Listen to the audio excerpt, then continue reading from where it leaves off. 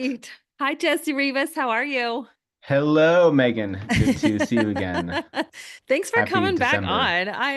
I was just telling Jesse I'm having a ton of fun inviting some of my favorite people back to chat. Jesse was on the Kingdom Life Coaching podcast. I think it aired sometime this summer, and we were talking specifically about writers. And are Yes. you supposed to write a book? Because Jesse runs a publishing company and he loves extracting stories and telling stories. And it that's a perfect combination because Christmas is a story, isn't it? I mean, we believe it to be a true story. It's not a Mhm. fictional The story. greatest one ever told, right? Uh-huh, the greatest one ever told. So that's an awesome segue. So I have a new Advent study called Untangled Advent, Finding Hope in a Weary World. So that's available on Amazon. You should, if anybody here is like, what would help me get into the season and really kind of connect with the Lord and find the peace of Christ over the craziness of the season, go check that out. I'll drop that in the links. But you said it yourself, it's the greatest story ever told. What does that even mean? So we're just gonna do a heavy hitter straight out of the gates. Why do they call it the greatest story ever told?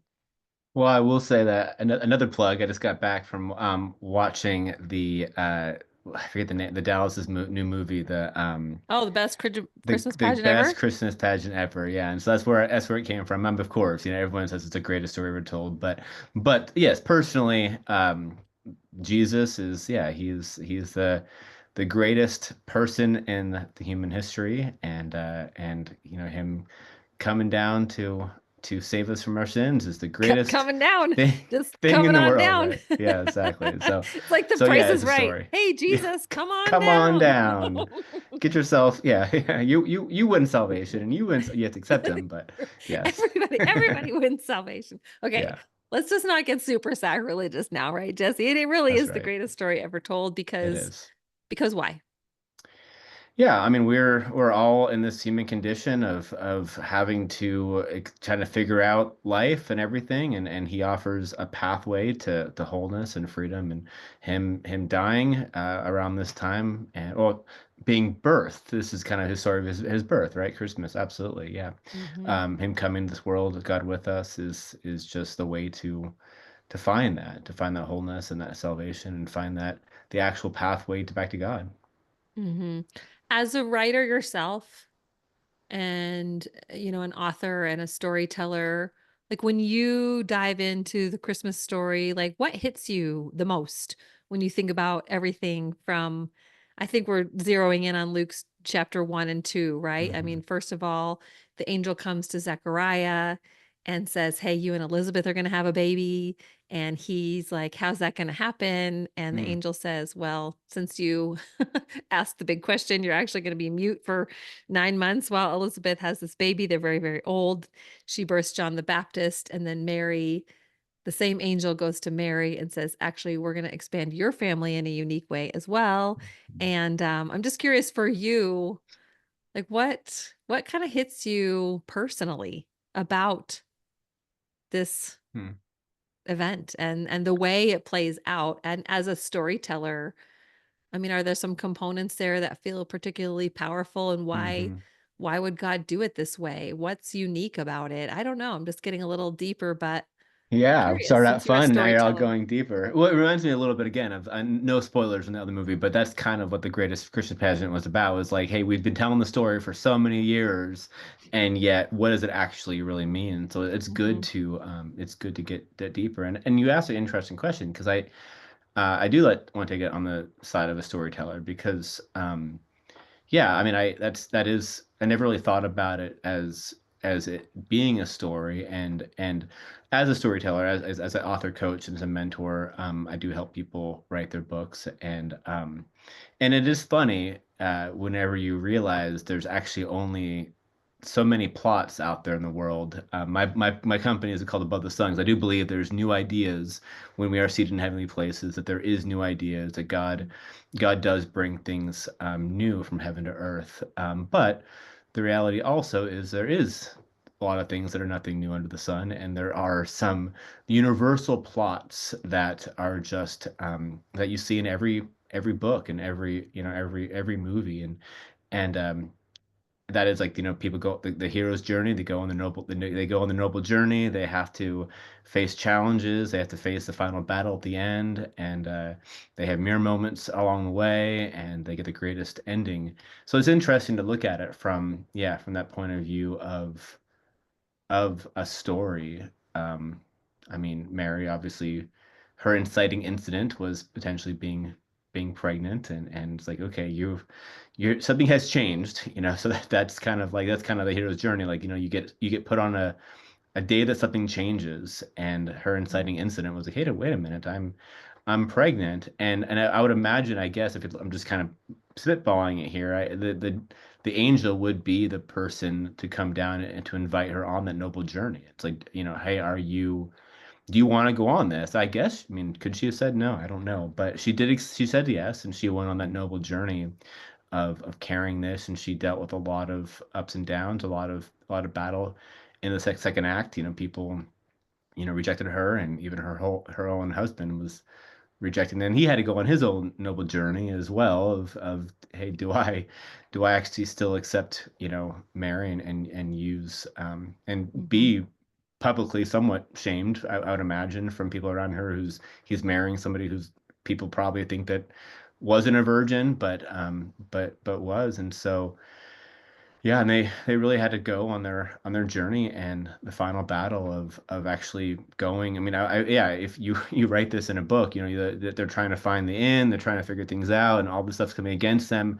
Final battles, they're in the middle of the manger, and they're having the birth, and it's like, hey, like, we're gonna push through this. We're going to overcome. And a hero's journey is like, can the hero, in this case, Mary and Joseph, can the hero do something at the end of the book they couldn't do at the beginning? And yeah, like, they were just, they didn't have a lot, but then they all of a sudden, you get they pushed through, and they gave us the best gift ever, and then they have the wise men coming to give them the quote unquote perfect ending. I mean, it's like there's like they got stuff at the end. They got, obviously, the perfect ending is Jesus, but the gifts were beneficial as well. And so, yeah, it is interesting to see it from a perspective of storytelling. I mean, obviously, the lore, and then you see these, this is all that back to storytelling. You see, because of what Jesus did, because of what God did, these are universal themes. That's why you see them in a lot of different stories, fiction and nonfiction, because this is the greatest story. And so we always have these tropes, because God has written it on our hearts to want to go on these noble journeys, and to carry our own crosses, and to have our own final battles. And Yeah, that's why yeah. it's He beautiful. has Yeah. set the eternity in the hearts of men, right? Hmm. Like there's something in our souls that long for this deeper meaning. And Hmm. I mean, a couple of reflections come to mind. I mean, number one is Jesus ultimately, in order to save the world, has to die. Yeah. And that is so beyond human comprehension. I think our human fleshly narrative would be, well, in order to save the world, you amass a big army and you conquer everybody, and you've quote unquote saved the world by power, Hmm. by might. And that's what people thought the Messiah was going to be in the first place, was a Hmm. big general, soldier, you know, battling his way to the end. But that wasn't it. And Hmm. I think that's why these movies and these stories hit us in deeper places, because we see many times, I'm sure every time you are reading a book or see a movie, you're like, okay, here's the quote unquote Christ figure, right? Yeah. Someone who, in order for everybody else, for the greater good to prevail, there has to be some sacrifice. Absolutely. And that is, I mean, that's God's story. That's why we love it so Um, much. I mean, mhm. like, I think of even Marvel too at the very end. It's like giving his life. Like, yeah, in a lot of superhero stories are that way. You come against the one-on-one with the enemy, and I just love even the Marvel, where he's like Tony Stark's coming against, and he's like, he's willing to give his life for to save the rest of the world. And so these stories, they happen time and time again. I mean, this one of hundreds, like you said, because God is continually showing that, hey, this is what I did for you, and it's echoing through stories and echoing Mhm. through these books. And so there's so we get the Christ story even for through non-Christians. And I just to Yeah. me that's really epic. Incredible. Yeah, I think about, Doctor Strange doing all the calculations of all the possibilities of all Yes. the ways that this could end, and in the end, he says, "There's actually only one way." Only one way. Yeah, of the Hmm. billions of possibilities, there's only one way, and as Absolutely. Christians, that's where our faith and our belief is, right? Is in the way, which is Jesus. And then the other reflection I had was just about, you had said Mary and just thinking through these divine invitations, the divine invitation she got, which was, "You will become pregnant by the Hmm. God's Spirit." And you had said, could she have said no? I mean, obviously she could have said no, Hmm. but she didn't. So we don't Hmm. know what that would have looked like. But I think there are plenty of people in the biblical narrative that did say no along the way Hmm. to different things that God was asking of them. And it's always curious to me that this intersection between like faith and obedience, because God knew he was going to tap Mary on the shoulder and bring her this task, right? This hero's Hmm. journey.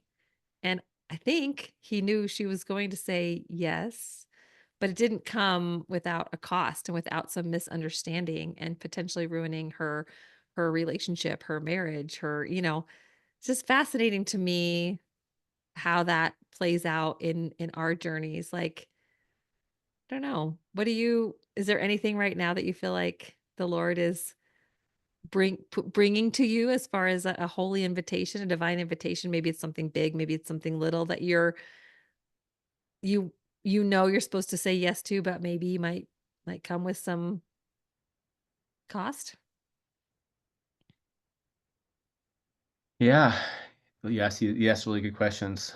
Um, I mean, yeah, like it's funny as a storyteller myself, or as a coach and different things. I actually have books that I have not finished myself, and I feel like this is a season of like of not hiding. I think, I mean, it's like I tell a lot of my clients, like if you had the cure for cancer, would you not tell somebody, or would you not uh, finish it? And I feel like that a lot of creatives are that way, where we kind of hide our gifts, we hide what we have, and I have a few books that I or projects that I have kind of buried a little bit, and I feel like that God is really saying, hey, it's like it's time, like, hey, I gave this to you, I um and that's what's beautiful too about the story of Jesus coming, is I believe that God does continually give us ideas and give Mhm. in a lot of ways impregnates us with things,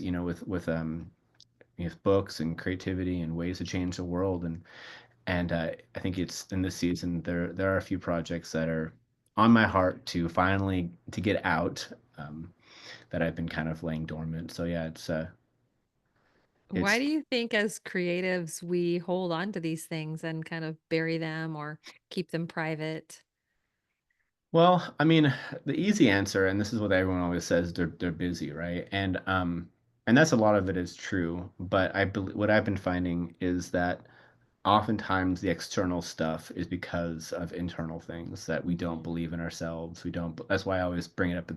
If you have the cure for cancer, would you not tell somebody? Because it's like, which we do. We have Jesus, right? Which is so funny, and we do tell people about Jesus. But um, I think that we as creatives don't, because we don't really fully believe in the product, in ourselves, and what we Mhm. have to offer the world, and imposter syndrome, and for me, I've actually have some fear of failure and fear of success too, where I'm like, what if I become super successful, would I have enough time and enough energy to be able to manage it?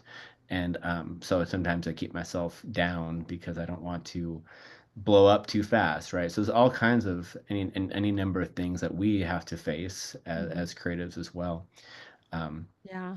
It's yeah. interesting, if you had the cure for cancer, would you share it? I mean, I think most people would say, "Well, of course I would. Of Yeah. course I would share it." But as a writer myself and content creator, I think sometimes a block is, but what if this isn't the cure for cancer? What if it Yeah. what if it helped my cancer, but it's not going to help anybody else? I'm afraid to put it out there because what if they're going to see it as ridiculous or how could you possibly, or Hmm. you think you're so high and mighty that you have this thing to share. And as I've worked through my own, mindset blocks and internal issues, because you are correct. I believe that most of the external blocks that we experience are because of an internal Yeah. stronghold, something that's holding us back internally. It's not necessarily the exterior. That's just an easy thing Hmm. to blame. um is it's not about me, it's not about you. I mean, for Mary, it wasn't about Mary, it was about Jesus. Hmm. So I feel like the more we can just shift the spotlight and say it's not about you, Jesse, or you, Megan, or Hmm. whomever, it is about what God is doing in you that he's bringing into the world. Hmm. Does that matter? It's not about you, Mary, although, Hmm. she is revered for many good reasons, but Many people it's not revere her. about Yeah. her. I mean, Hmm. she's not the savior of the world. Her son is, is. Yeah, you bring a good point too, and yeah, it's like I imagine you went through this similar things with this book, right? And you are doing it. You're inviting us on, and you're sharing about this, about the season and everything. And not everyone's going to receive it, right? Not everyone's Mhm. going to watch these full videos. Not everyone is going to watch it to the end. But the key is, I think that we all have a different flavor, and the Lord gives us different things. And so be okay with rejection. I say to people is be okay with rejection. Be okay. What if, yeah, what if, let's bring it back to the ultimate thing of, we shared about Jesus, right? What if only 1% of those who you shared about Jesus with accept Jesus? Is it still worth it? And it's like, oh, absolutely it's worth it. 99% is rejection and people think you're stupid or whatever, all these things. But as if you're okay with that rejection, you'll find your 1%. And I think as creatives that same way, you'll like, you find your 1% or 2%, Mm, you find your tribe, you find your people that God has entrusted you to, and you mm, love the one in front of you, and you mm. love them well. Yeah. Hmm. I mean, the 1% is a really good language to put around that and the reminder, because I think many of us might think, well, if it's not 100%, Hmm. I'm out. It's never going to be 100%. So Hmm. therefore you're out. But the 1%, makes me think of Jesus's story of if there are 100, if there's 99, sheep Hmm. in the pen, but one is lost. I mean, the good shepherd's going to go after the one. And that story always reminds me like it's worth it for the one. And Hmm. so, but I believe we have to come together and remind each other of that because our human default is the ones are expendable. Hmm. Right? And that's that's Hmm. that's actually another really common thread in storytelling is what do we do? Do we save the one or do we go with the group, right? Hmm. So it's kind of interesting and Jesus is the only person who could come and save the one person who could save everybody. That's it. Hmm. The only person Hmm. ever in the history of time because he was God and man, which still is mind-boggling. I have no Yeah, idea. because he defeated the enemy. Mhm. He was the only one that could defeat sin and death, right? That's what it comes down to is that, and some could say, going back to the nerd, I'm a big nerd. Some could say only Tony Stark could have defeated Thanos, and it's like because Mhm. it's like, yeah, he saved the one because he had the ability to defeat the enemy, and we didn't have the ability to defeat sin and death. Only Jesus did. So he came into the world to do Yeah. that for us, and that is really ultimately, we all the hero's journey too. I mean, go back to even my other favorite thing at Lord of the Rings, like only Frodo could have carried the ring. It's like it's like, some could say, well, he failed in the end, he didn't throw it in the fire, but it's like he was able to carry it and no one else could. And that, I believe that's an allegory for us carrying our own Mm, cross, our own, our own sin, dealing with our own stuff. We all have something to overcome. We all have wounds. We all have things that we have to carry through life that only we can carry. And mhm, that's kind of the personal hero's journey, I think, as well. So mhm. That's so yeah. good. So what does Christmas mean to you this year? Is there anything that makes it special that you're thinking Yeah. through? Well, I'm in a unique spot right now because I I have extended family. I have a large family. I have a biological family. I have a spiritual family, Mhm. and this last year I was actually pursuing my wife. Now I'm married, so I wasn't around the actually around this time last year is when I proposed to her, which is kind of great, and then we got married. And but I was away from family last year, and we happened to just decide to move back to the West Coast and be around family and friends. And it to me this the season is to really to dig back in with people that I love, and I'm very busy this season as well, but to really take the time to slow down, which I think that, and I you know I looked up some of meaning of I didn't necessarily grow up with Advent too much, so I didn't. Yeah, I mean, that I've word def is kind of a churchy word, shall we yeah, say, but right? isn't it mean to like kind of slow down or waiting or I mean, what Yeah, something along those Advent lines, is like contemplative? to Yeah. await the coming, Hmm. awaiting of something. Yes, that's coming. Exactly. Hmm. Mhm. I contemplative, prayer and whatnot. And for me, it's that's what it is. It's feeling like this season is to slow down and to really feel like what's important and Mhm. to not just dig into work and busyness, but to So are you doing that? Are you slowing I down? I believe so. I mean, You to some believe so. extent, yeah. And how do you do that? What are some practical ideas or tools or what helps you slow down and get intentional, especially spiritually? Well, I think for me, it's um, being 100%, well, or the best you can on or off. Like if I'm working, I'm working. If I am, and that's part of, being an entrepreneur too, is that it's there's always something to do, and I'm sure everyone has that where, you're with your family, but you're thinking about what you can be doing, or you're thinking about, or distracted in a lot of ways. And so for me, I'm really just trying to be present, and also take time to be present with the Lord. My wife and I, we have this amazing. Every morning we do communion, we do prayer, and we take time actually like experiencing like and praying together. And so that's been really really good for us. Taking even when I'm busy, taking the time That's very to cool. slow down. So yeah, there's a few things for me. Yeah, because 'cause you're just in Mhm. your first year of marriage. Yes, yeah, for another two Have you more hit the months. one-year anniversary yet? It's Valentine's Day, so yeah, Oh, I picked that's Valentine. Well, adorable. we both picked Valentine's. Well, it's special to her, but it's also good for me because February easy to 14th. remember, right? Yeah, Okay, so you're almost there. Oh yeah, my goodness. What okay, we'll shift gears just a smidge because I am yeah. so curious. What's one thing that has surprised you? We'll go with in a good way with Mm. marriage. Well, it's just life. I used to, as a single, I used to like have the fear of missing out of things where like I'm like, well, if I don't go to this party or if I don't do this thing, then I'm gonna miss out. But when you find your person, it's like, yeah, there's no missing out. It's just as long as we're hanging out, me and we do a lot of things together, and I really enjoy just doing life, and that in that in a lot of ways that helps me slow down as well. So just like I don't have this like rush to do everything, and I'm like, well, okay, what are we There's no doing missing together, out. right? I love Yeah, that. That's super sweet. I love that. What's something you've learned about yourself as a person where you're like, "Ooh, this is kind of a refiner's fire moment. Maybe I'm a little more selfish than I Oh, yeah, thought." I'm not always right, which is such a hard thing. I used to think that I Oh, was always right.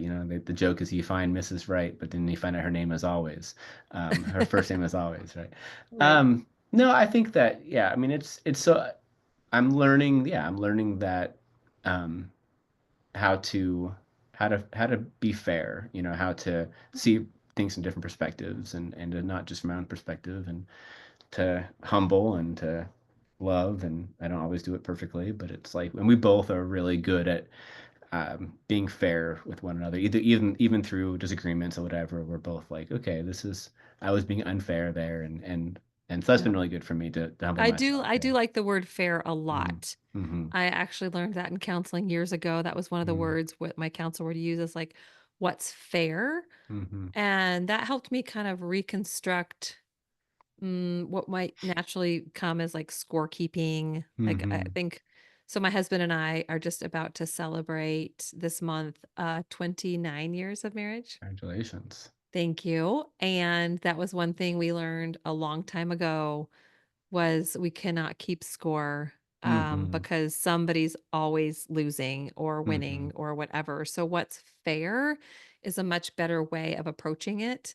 And fair includes compromise, includes respect and negotiation, right? But keeping Yep. score is about winning and losing, and that never ends well. Yeah. So, for Well said. Yeah. yeah, that's good. Okay, well, Merry Christmas to you. You too. Before Merry I let you Christmas. go, what are you reading? What story is kinda, you know, hitting your soul these days?